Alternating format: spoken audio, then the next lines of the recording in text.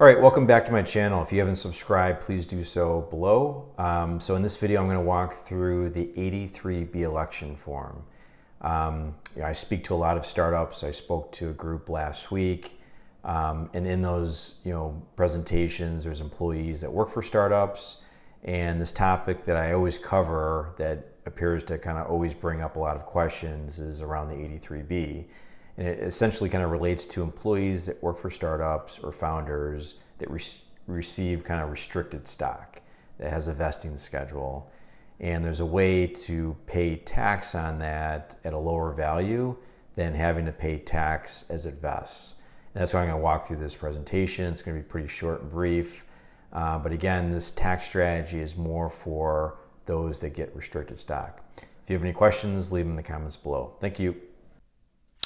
Okay, so the 83B election, so essentially it's from the Internal Revenue Code, it's a provision, and it's essentially kind of stating if you receive restricted stock, you're going to pay tax on the fair market value of that stock when you get it. And oftentimes, if you kind of think about it, the value of that stock, you hope it will go up, right? So you're paying tax on it at a lower value, and then you don't have to worry about paying tax on it until you sell it. So who does it relate to? This is, employees or founders where you receive kind of restricted stock, restricted assets. And the stock is subject to a vesting schedule. So these are the two things you want to be on the lookout for: restricted stock, and it's subject to a vesting schedule. And what happens here is you're going to pay the tax. You fill out this form, which is called the 83B, and you file it with the IRS within 30 days. You get a copy to your employer, and then you keep a copy for yourself. So that's the 83B. I'm going to walk through an example here, but as I stated before, and this is very important, I see this mishap happen a lot, unfortunately, is a company will give restricted stock to an employee at vests, and a lot of employers will not, give any kind of guidance on this 83B. They won't even let them, the employees know about this, and the employees don't even know about this.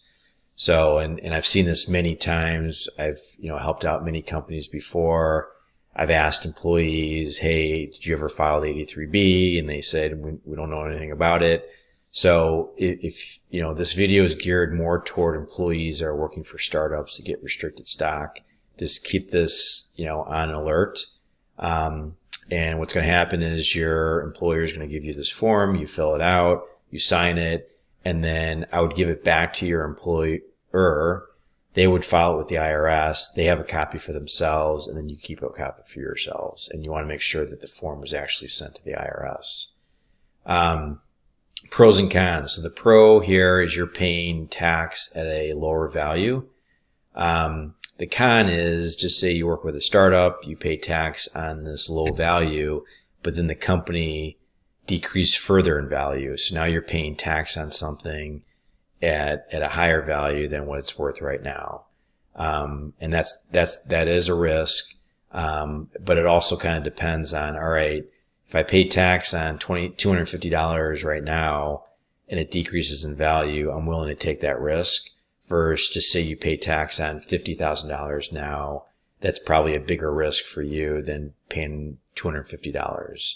So you kind of want to, monitor the two. But for a lot of employees, they're getting, a little bit of shares, a little bit of restricted stock, and paying that amount now will pay dividends later on.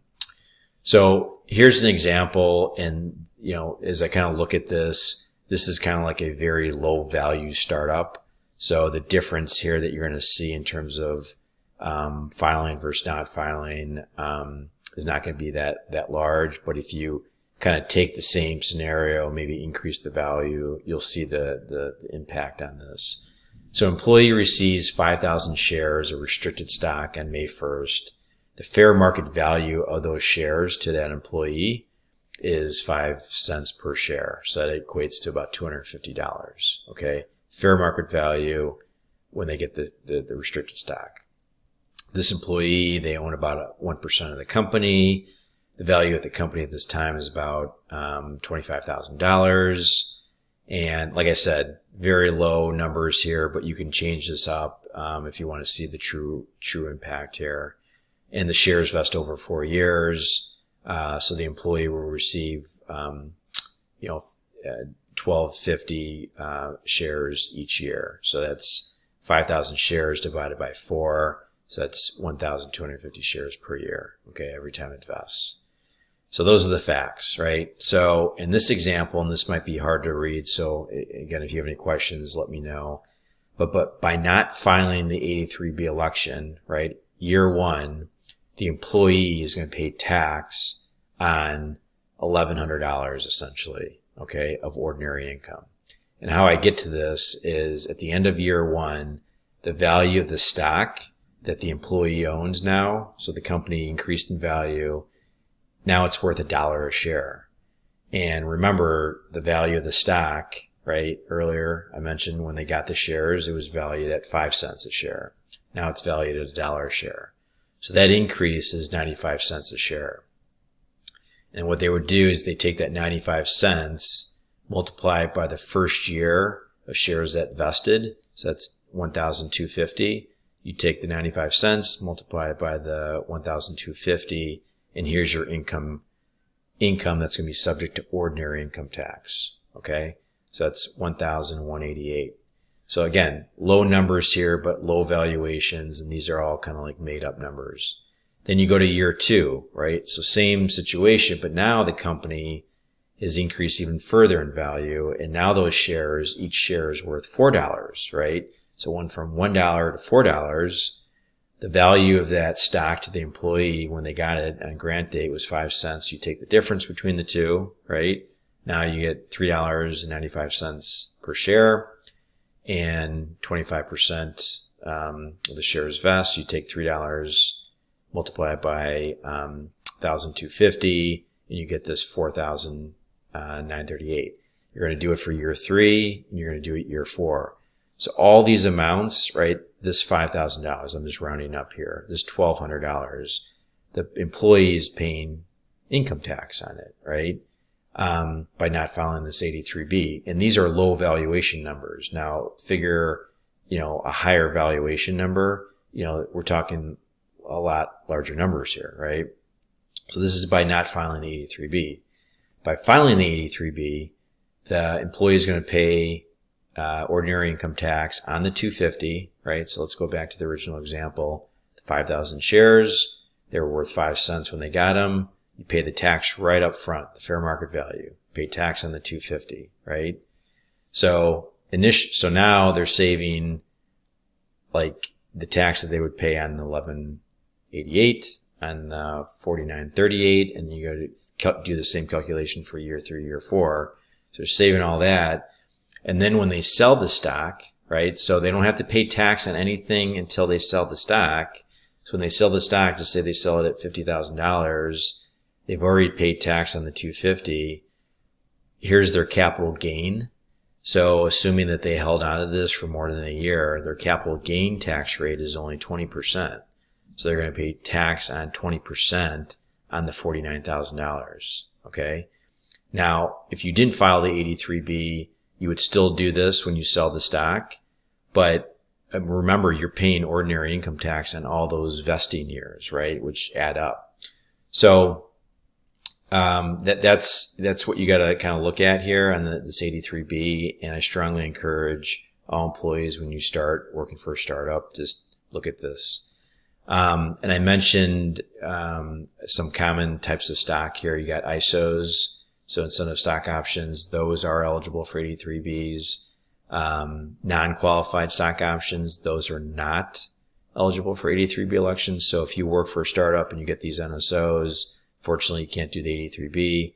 And then if you work for LLC partnership, you get profits interest units, you are eligible for an 83B election. So that's the presentation here. If you have any questions, let me know. Remember, this is geared toward employees working for a startup, and you get restricted stock that has a vesting schedule. Just remember the 83B. And then I'm going to just finish up the presentation with an example what the 83B looks like. All right, so here's the 83B form. You're going to see it's very simple. You're going to have your name and everything. Here's the IRS information. You're going to put the taxpayer information, which is going to be you if you're the employee. Data transfer, kind of when you receive those shares, the fair market value. So in my example earlier, it'd be 5 cents a share. And then amount paid for the property. So property is like the restricted stock. So that would be $250, right, in the example. So your employer will fill this out. Most likely their attorneys will kind of do all this for them. And then they'll send it to you. You complete this. And then you can see here, you got to sign date. And then if you are going to send this to the IRS, do it via certified return receipt. So there's absolutely proof that you sent this off. If you get to your employer and have them send it, make sure they send it certified return receipt.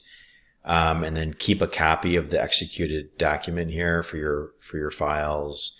Because again, this is going to come up, by paying the tax on it now, you don't have to worry about paying tax when the stock vests here year over year. So again, any questions, leave them in the comments below. Thanks.